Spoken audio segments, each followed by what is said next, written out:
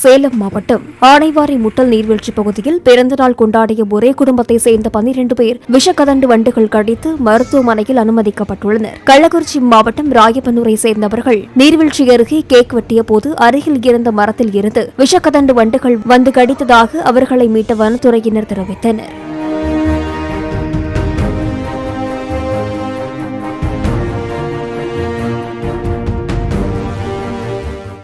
Play store மற்றும் app ஸ்டோரில் இருந்து பாலிமர் செயலியை QR கோடு மூலம் பதிவிறக்கம் செய்யுங்கள். செய்திகளை உடனுக்குடன் பெறுங்கள்.